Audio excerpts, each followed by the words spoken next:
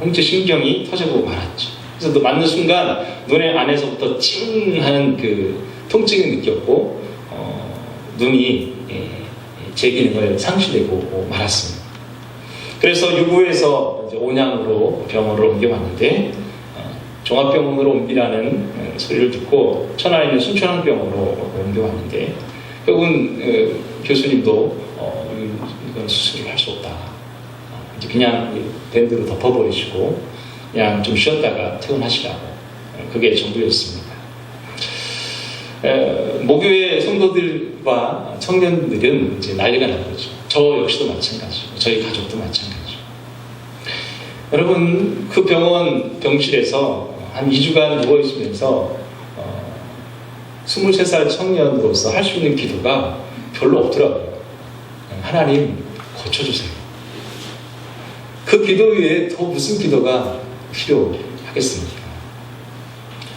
2주 만에 기적적으로 하나님께서 홍채신경을 회복해 주셨고 100% 정상적인 시력은 아니지만 그러나 일상을 살아가는데 전혀 지장이 없도록 하나님께서 고쳐주셨습니다. 여러분, 저는 담담하게 지금 제 이야기를 하고 있지만 그 당시 저로서는 절박했습니다. 정말입니다. 저희 가족도 공동체도 그 16교회 목사님은 더 절박했을 것 같아요. 그렇지 않겠어요? 여러분, 저와 여러분 누구라도 가족이나 자신에게 이렇게 급작스러운 일이 발생한다면 오늘 회당장의 모습은 오늘 우리의 모습이 될 수 있는 것입니다. 아니, 이것은 믿는 사람과 믿지 않는 사람을 떠나서 모든 인생이 이와 같은 반응을 하게 될 것입니다. 이것을 우리는 절박함이라고 할 수 있습니다. 이런 절박함은 하나님의 형상을 담지한 모든 인생들이 하나님께로의 귀하도록 하게 하는 하나님의 은총이라고 할 수가 있습니다. 아프리카에는요, 사슴과 같이 생긴 가젤이라는 동물이 있습니다. 그리고 그 가젤은 늘 육식동물의 늘 먹잇감이 되었죠. 그래서 이 가젤은 태어나면서부터 어미로부터 출생하는 순간부터 뛰어다닌대요. 폴짝폴짝 폴짝폴짝. 가젤은 이렇게 폴짝폴짝 뛰어다니거든요. 죽을 때까지 폴짝폴짝 뛰어다니는 거예요. 육식동물의 표적이 늘 되어 있으니까. 가끔 사자가 이렇게 숨어있다가 확 덮치면요, 막 절박함으로 간절함으로 뛰어다니는 거죠. 얼마나 사력을 다해서 뛰는지 몰라요. 근데 여러분, 도망가는 가젤만 절박한 게 아니더라고요. 그 잡으려고 달려가는 사자도 절박해요. 진짜예요, 진짜. 그렇게 몇 번 사냥을 놓치고 한 일주일, 2주일 굶잖아요. 그러면 그 사자가 자기보다 약한 하이에나의 공격을 받더라. 암사자 같은 경우는요, 자기 새끼를 먹이기 위해서 절박함으로 뛰는 거예요. 그게. 그냥 뛰는 게 아니에요. 아이고, 이것들 아니면 뭐 다음부터 잡으면 이게 아니에요. 여러분, 달려가는 도망가는 가젤이나 잡으려고 뛰어가는 사자나 둘에게는 절박함이 있어요. 하나는 살아나려는 절박함, 하나는 잡으려는 절박함이 있는 거죠. 결국 절박한, 더 절박하고 간절한 사람이 살아남는 거죠. 사랑하는 성도 여러분, 그래서 이 동물학자들이 그런데요. 이 가을은 육식동물에게서는 사냥의 계절이래요. 왜냐하면 이 여름을 지나면서 이 초식동물들이 막 뜯어먹어가지고 몸이 이렇게 불어가지고 잘 못 달린대요. 그래가지고 그때가 사냥의 계절이래요. 여러분, 많이 먹는 것은 일종의 축복인지도 모르겠습니다. 그런데 오히려 그 축복이 누구에게는 장애가 될 수 있는 것입니다. 왜 그럴까요? 절박함이 사라지기 때문에 그렇습니다. 여러분, 이것을 신앙으로 바꾸어도 똑같아요. 하나님에 대한 절박함이 사라지는 것, 이것은 우리는 경계해야 합니다. 이 절박함을 마태는 뭐라고 표현했냐면 심령의 가난한 마음이라고 표현했습니다. 이것을 오늘 우리 언어로 표현하면 하나님이 아니고서는 안 되는 마음, 그것이 절박함이 아닐까요? 오늘 회당장의 아이유는 자신의 모든 체면과 그 존경을 내려놓고 예수님께 왔습니다. 그리고 간곡하게 예수님을 청원하고 있습니다. 이제 예수님과 이 아이유의 두 번째 대화의 장면으로 들어가 보도록 하겠습니다. 35절 말씀을 한번 읽어보도록 할까요? 시작. 아직 예수께서 말씀하실 때에 회당장의 집에서 사람들이 와서 회당장에게 이르되 당신의 딸이 죽었나이다. 어찌하여 선생을 더 괴롭게 하나이까? 지금 자신의 딸이 목숨이 경각에 달려 있습니다. 그런데 이 양반이 걸음을 멈추는 거예요. 그리고 어느 무명의 여인의 병을 막 고쳐주세요. 그리고 그 여인을 찾으세요. 그리고 그 여인의 믿음을 칭찬해 주세요. 그리고 평안하여 건강하여져라고 또 얘기하세요. 그리고 뭐가 또 부족한지 계속 그 여인하고 얘기를 하고 계신 거예요. 야이로의 마음에 두 가지 마음이 있었을 거예요. 하나는 이 사람 정말 대단한 분이구나. 내가 이 사람 잘 찾아봤어. 정말 용한 사람이구만. 소문이 맞았어. 내 딸이 살아날 수 있겠어. 또 한쪽 마음에는 이 양반이 좀 빨리 가야 될 텐데 우리 딸이 얼른 못 살 텐데. 이 두 가지 마음이 있었을 거예요. 그런데 이야기는 새로운 반전으로 들어갑니다. 그 집에 하인이 찾아왔는데 주인님, 딸이 죽었습니다. 더 이상 이 사람 괴롭게 할 필요가 없어졌습니다. 더 이상 이 사람이 필요가 없어졌습니다. 빨리 집으로 가시죠. 사망 선고를 하고 있는 것입니다. 의사도 필요 없고 처방전도 필요 없어진 셈이 되어진 것입니다. 그 앞달락의 그 야이로에게 있었던 이 절박함이 심각한 위기에 봉착하게 된 것이죠. 의사로서 예수는 이제 필요가 없어진 것입니다. 어쩌면 예수님의 지체하심을 원망하고 있을지도 모르겠습니다. 이런 사건이 한 군데 더 등장하죠. 요한복음 11장 6절에 보면 나사로가 병들었다함을 들으시고 그 계시던 곳에 이틀을 더 유하시더라. 예수님이 가끔요 심부가 고약해질 때가 있어요. 바로 좀 오시면 좋겠는데 가다가 늑장을 입고 계시고 야이로는 정말 친한 친구거든요. 늘 가서 신세를 지었던 집인데 빨리 가야지 않겠어요? 그냥 이틀을 더 그냥 정적인 영어로 싸고 묻는 게 이럴 때 보면 정말 답답해요. 정말 성경을 어떻게 해석해야 될지 정말 난해할 때가 많습니다. 예수님이 걸음을 멈추는 순간은 어쩌면 우리의 믿음의 진정성에 심각한 위기가 되어질 수 있습니다. 딸이 죽었다는 소식은 야이로의 마음에 절망이 되었을 것입니다. 이제 야이로는 예수님께 더 간절하게 매달릴 것인지 아니면 예수님을 포기해야 될지 결정을 해야 합니다. 그래서 예수님은 사실은 오늘 혈류증의 여인의 이야기를 하고 있는지도 모르겠습니다. 바로 야이로의 믿음의 증진, 그 상승의 약재료로 혈류증 여인의 이야기가 들어와 있는지도 모르겠습니다. 34절에 혈류증 여인에게 너의 믿음이 너를 구원하였다, 이 말을 혈류증 여인만 들은 건 아니죠. 예수님과 함께 동행하고 있었던 제자들과 결정적으로는 야이로도 그 말을 듣고 있었을 것이죠. 바로 야이로에게 혈류증 여인의 이야기는 믿음의 교본이며 실물 교재라고 할 수 있습니다. 36절에 이렇게 표현되어 있죠. 한번 같이 읽어볼까요? 시작. 예수께서 그 하는 말을 곁에서 들으시고 회당장에게 이르시되 두려워하지 말고 믿기만 하라 하시고.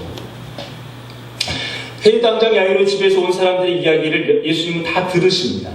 이 들으셨다는 이 파라쿠오라는 이 헬라어가요, 그냥 듣다라는 의미도 있지만 좀 서절을 찾아보면 묵살하다, 개의치 않다, 이런 뜻도 있습니다.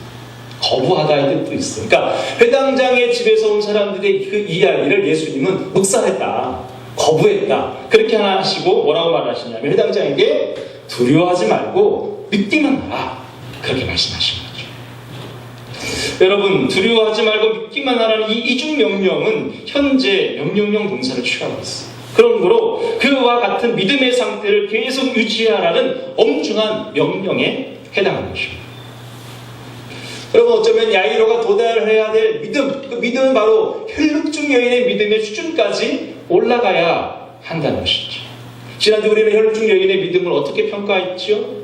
예수님의 옷자락, 즉 예수님의 옷자락을 만지는 그 여인의 마음 안에는 내가 당신의 딸로 가입되어지기를 원하는 간절한 소망이었죠. 예수님은 그 여인의 믿음을 보시고 나의 딸이라고 말씀해 주셨죠. 이제 단순히 자신의 병을 고쳐주는 사람이 아니라 나도 그와 같은 사람이 되어진다는 그 분명한 거룩한 부담감을 갖고 두려워했던 여인. 바로 야이로에게 필요한 믿음은 자신의 딸을 고쳐주는 수준의 믿음이 아니라 바로 그분의 인생 안에 들어가는 믿음, 그분의 자녀가 되어지는 믿음을 주님은 요구하고 있는 줄로 모르겠습니다. 어쩌면 야이로와 우리도 그저 우리의 기도의 제목을 해결하는 믿음의 수준에서 진짜 예수님의 제자가 되어지는 믿음까지 이뤄야 될 줄로 믿습니다. 해결되어지는 믿어지는 믿음의 수준에서 그리 아니하실지라도 믿어지는 믿음에까지 이르시기를 주의 이름으로 축원합니다. 문제가 해결되면 떠나는 믿음이 아니라 문제가 해결되어도 계속 머무르고 그분을 따라가는 믿음이 되어지기를 주의 이름으로 축원합니다. 여러분, 이제 예수님은 본격적으로 이 어린 아이를 치료하십니다. 37절부터 44절까지 보시면 예수님께서 먼저 하신 행동을 볼 수 있습니다. 먼저 37절 말씀을 같이 읽어볼까요? 시작. 베드로와 야고보와 야고보의 형제 요한 외에 아무도 따라옴을 허락하지 아니하시고. 예수님이 하신 첫 번째 치유 행동은 함께할 자들을 규합하고 계세요. 특별히 12제자 중에 3제자를 따로 부르십니다. 그리고 40절에 보면 아이의 부모인 야이로와 그의 아내만 그 집에 그 방에 남게 하십니다. 바로 이들이 예수님과 함께하는 자들로 구성되어진 것이죠. 집안에 소동을 일으켰던 사람들은 다 내보내십니다. 그리고 야이로와 3명의 제자, 즉 자신들과 함께한 자들만 남게 하시죠. 그래서 여러분, 오늘 본문에 보시면 40절에 다 내보내신 후에 자기와 함께한 자들을 데리고, 즉 내보내다와 데리고 함께하다가 대조를 이루고 있습니다. 여러분, 본문을 읽다 보면 예수님께서 좀 의도적으로 그렇게 하신다라는 것을 느낄 수 있습니다. 혼자 분명히 치료할 수 있음에도 불구하고 야이로와 그의 아내와 그리고 예수님의 제자를 특별히 동석시키죠. 그것은 우리 아까 읽었던 요한복음의 말씀처럼 나보다 더 큰 일을 너희도 할 것이라는 그 말씀을 예수님 묵묵히 시행하고 계신 것입니다. 아마도 예수님은 이 본문을 통해서, 이 사건을 통해서 이 야이로와 또 3명의 제자들의 믿음을 증진시키고 그렇게 살아내기를 원하고 있었을 수도 있겠습니다. 그럼 이 이야기를 마가는 이렇게 해석했을 것입니다. 마가 공동체 안에 이렇게 설교했을 것입니다. 바로 우리가 전적으로 따라야 할 믿음의 전형으로 예수님을 설명하면서 여기 그들과 함께하는 자들 속에 우리가 포함되어야 하겠다고 설교했을 것입니다. 그리고 우리는 모두 그렇게 예수님과 함께 죽어있는 아이들 속으로 들어가야 되지 않겠느냐라고 설교했을지도 모르겠습니다. 아멘. 예수님과 함께하는 자들, 그들은 어디로 가야 됩니까? 바로 야이로와의 딸이 죽어있는 것처럼 사망의 그늘진 곳으로 함께 들어가야 되지 않겠냐고 설교했을 것 같습니다. 사랑하는 성도 여러분, 정말 야이로 이름처럼 그가 살려내리라, 죽어있는 영혼들을 살려내는 참 야이로가 되어지기를 주의 이름으로 축원합니다. 두 번째 예수님 하신 행동은 3번의 희망의 메시지를 계속 선포하고 계십니다. 첫 번째는 39절에 그 아이가 죽은 것이 아니라 잔다라고 표현하십니다. 생명의 부활의 주인이신 예수님에게서 죽음은 인생에게서 허망해 보일지라도 예수님에게서는 잠깐 참에 불과한 상태라고 표현하는 것 같습니다. 이 두 번째는 죽은 소녀에게 이렇게 선포하시는데요. 41절을 읽어보도록 하겠습니다. 시작. 그 아이의 손을 잡아 이르시되 달리다고 하시니 번역하면 곧 내가 내게 말하노니 소녀야 일어나라 하십니다. 아이의 손을 잡아 일으키십니다. 죽음을 제거하기 위한 생명의 손을 뻗치십니다. 그리고 달리다금 하십니다. 여기 달리다금이 아람어로 표현되어 있는데 예수님 당시 언어로 표현되어 있는데요. 무슨 뜻이냐면 어려운 말이야. 늘상 엄마가 아침에 애들을 깨울 때 야 민희야 일어나 학교 가야지. 오지마 일어나. 뭐 그런 말이에요. 저희 집은 분위기가 좀 다르죠. 아, 민니야 일어나, 이런 집하고 야! 딸과 아들의 집이 차이가 있겠죠. 어쨌든 부모가 자식을 깨울 때 했던 말이에요. 달리라고. 소녀야, 딸아, 일어나, 학교 가야지. 이런 말. 근데 그 말을 예수님께서 이 아이에게 하고 계신 거죠. 되게 친근하시면서 또 생동감 있는 표현을 하고 있습니다. 죽어가는 영혼들에게 새 아침의 환희를 맞이하도록 하지요. 그리고 예수님의 요청에 대하여 소녀는 일어납니다. 순종하고 있어요. 여러분 42절 말씀해 보시면 소녀가 일어나서 걸으니 이렇게 되어 있잖아요. 일어나서에다 동그라미 하시고 걸으니에다가 동그라미 하시면 좋겠어요. 일어났다, 아나스테라는 이 말은 여기에서 부활이라는 아나스타시스가 나옵니다. 일어났다는 말은 성경에서 부활의 용어예요. 이 아이는 지금 부활을 경험한 거예요. 그러면 됐는데 그 뒤에 걸으니라는 말이 첨가되어 있어요. 이 걸으니라는 말은 행하여 다니다, 두루 다니다, 행함을 강조하는 단어예요. 즉 이 어린아이가 두루 걸어 다님을 통해 부활을 확증한다, 이런 뜻이 되어지는 거죠. 이 말은 야고보서 2장에 보면 믿음은 행함으로 증명된다, 이 말과 같은 말이죠. 로마서 12장 1절에 보면 너희 몸을 거룩한 산 예물로 드려라와 같은 말인 것입니다. 여러분, 살아있는 자라면, 구원받은 자라면 행동하는 것이 맞다는 것이죠. 그의 구원과 그의 믿음을 행함으로 증명하는 것이 맞는 것입니다. 일어났다면 걸으라는 것입니다. 예수 믿는다면 그분처럼 살아내라는 말이죠. 예수 믿는다면 그분처럼 되어진다는 말, 이 말로 해석할 수 있습니다. 세 번째로 예수님은 부모에게 이렇게 선포하십니다. 43절 말씀을 같이 읽어볼까요? 시작. 예수께서 이 일을 아무에도 알지 못하게 하라고 그들을 많이 경계하시고 이에 소녀에게 먹을 것을 주라. 그럼 일단은 경계하십니다. 알리지 마라. 아직 이 세대가 이것을 수용할 수 없으니까 알리지 마라. 두 번째는 먹을 것을 주라는 거예요. 여러분, 이 어린 소녀가 부활이라는 용어를 썼다면 부활 이후에는 먹어야 돼요. 여러분, 성경에서 먹을 것은 무엇과 연결되죠? 말씀과 연결돼요. 지속적인 영적인 공급이 이 아이에게 필요하다는 것으로 해석할 수 있습니다. 무엇보다 이 어린아이의 치유가 완성되었다는 뜻이기도 하겠죠. 좀 숨가쁘게 본문을 해석해 왔습니다. 저는 본문을 해석하면서 두 가지 정도 묵상과 적용을 하게 되었습니다. 첫 번째는 이 절박함이라는 주제를 묵상했습니다. 여러분, 야이로는 자신의 딸의 죽음의 문제를 예수님께 이끌고 왔습니다. 종교 지도자인 야이로, 평생 율법과 예배에 익숙했던 유대인 종교 지도자. 그러나 그에게는 하나님에 대한 절박함은 없었던 것 같습니다. 그런데 그의 인생에도 절박함이 찾아왔습니다. 자신의 딸의 죽음이 어쩌면 하나님께 이를 수 있었던 계기가 되었을 수 있겠습니다. 여러분, 어쩌면 절박함을 느끼는 것은 하나님의 측면에서 보면 은혜이죠. 그러나 다른 측면에서 보면 절박함을 느끼지 못하는 것은 또한 반대로 보면 위기라고 할 수 있겠습니다. 하나님에 대한 절박함을 느낄 수 없을 때 우리는 그 걸음을 멈추어야 하겠습니다. 기도가 주장스럽고 말씀 묵상이 건조하고 예배가 기다려지지 않는다면 우리는 스스로를 점검해야 될 줄로 믿습니다. 직장이 안정되고 자녀들도 건강하고 배우자도 잘 있고 가정적으로 별 문제가 없다면 오히려 그때가 절박함이 필요할 때가 아닌지 모르겠습니다. 여러분, 절박함이 사라지는 순간이 위기의 순간입니다. 나에게 절박함을 갖게 하는 사건과 문제가 다가온다면 그것은 은총의 도래인 줄로 믿습니다. 도담교회가 개척한 지 7개월이 되어져 갑니다.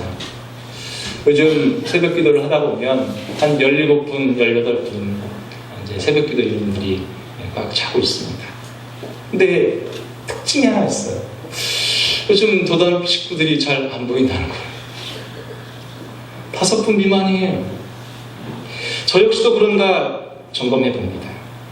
우리의 절박함을 가지고 그 간절함으로 하나님께로부터 이 교회가 시작되어지기를 기도하고 달려왔는데 7개월이 접어들면서 저 자신에게 혹은 우리에게 이 절박함이 사라지고 있지는 않은가. 여러분, 그 절박함으로 피곤을 읽으시고 무기력을 몰아내시기를 주의 이름으로 축원합니다. 두 번째로 믿음의 상승입니다. 제가 좋아하는 클레르보 버나드의 중세 영성가인데요, 이 사람이 쓴 The Love of God이라는 책이 있습니다. 물론 원서로 읽지 못하고 번역본을 읽었습니다. 그런데요, 이 사람이 사랑에 있는 4단계가 있다는 거예요. 첫 번째는 자기를 위해서 자기를 사랑하는 단계가 있다는 거예요. 지사랑에 빠진 거죠. 두 번째는 자기를 위해서 하나님을 사랑하는 단계가 있대요. 하나님을 사랑하는 것 같지만 동기는 자기인 거죠. 세 번째는 하나님을 위해서 하나님을 사랑하는 단계가 있다는 거예요. 정말 영적인 어떤 그런 단계에 이른 것이죠. 마지막 단계는 완전 일치의 단계인데, 그 일치가 이루어지면, 하나님과 일치가 이루어지면 하나님 때문에 자신을 사랑하는 단계에 이르게 됩니다. 그리고 그 사랑으로 이웃을 사랑할 수 있게 되어진다는 것이죠. 그런데요, 이것을 믿음으로 바꾸어도 똑같더라고요. 이 공식이요. 첫 번째는 바로 우리의 절박함을 가지고 그 절박함의 문제를 스스로 해결하는 단계. 마치 혈루증 여인이 12년 동안 수많은 의사를 찾아다녔던 그 단계를 말할 수 있겠습니다. 두 번째 단계는 자신의 병 고침을 위해서 하나님을 의지하고 믿는 단계. 바로 야이로가 자신의 딸의 문제를 놓고 그 절박함을 가지고 예수님께 나와 도움을 간청했던 그 단계. 그런데 세 번째 단계는 무엇입니까? 가시던 걸음을 멈추신 그 절박함이 해결되지 않는 그런 단계에서도 하나님을 신뢰할 수 있는 그 단계, 그 예수님과 함께하는 자리까지 이룰 수 있는 그 단계, 그 믿음의 단계를 요구하신 줄로 믿습니다. 네 번째는 무슨 단계일까요? 바로 죽은 시체에 손을 잡아 일으키신 예수님처럼, 일어나 걸었던 소녀처럼 하나님을 믿음으로 자신을 사랑하고 자신에게 주어진 사람을 위해서 믿음으로 헌신하고 순종하는 단계. 아멘. 여러분 그분이 나를 구원하신다는 믿음 중요합니다. 그런데 이제는 우리에게 어떤 믿음이 필요합니까? 그분처럼 살아낼 수 있다는 그 믿음. 이 믿음이 우리에게 필요한 줄로 믿습니다. 이것이 바로 믿음의 상승입니다. 야이로의 믿음에서 혈루증 여인의 믿음으로 상승하시기를 주의 이름으로 축원합니다. 혈루증 여인은 자신이 구원을 받는 믿음에서 자신도 모르게 예수님처럼 되어지면서 남을 구원하는 일에 자신도 모르게 쓰임받았어요. 내가 예수님을 잘 믿으면 나도 모르게 그분을 닮아가게 되고, 내가 나도 모르게 그분을 닮아가게 된다면 자신도 모르게 남을 구원하는 일에 쓰임받는 줄로 믿습니다. 그래서 우리는 산자, 살아있는 믿음의 사람들이 되어야 하겠습니다. 우리의 믿음이 정말 화로처럼 펄떡펄떡거리고 생생한 믿음의 사람들이 되었으면 좋겠습니다. 산자가 되어서 정말 살려내는 자들의 공동체가 되어지기를 주의 이름으로 축원합니다. 기도하겠습니다.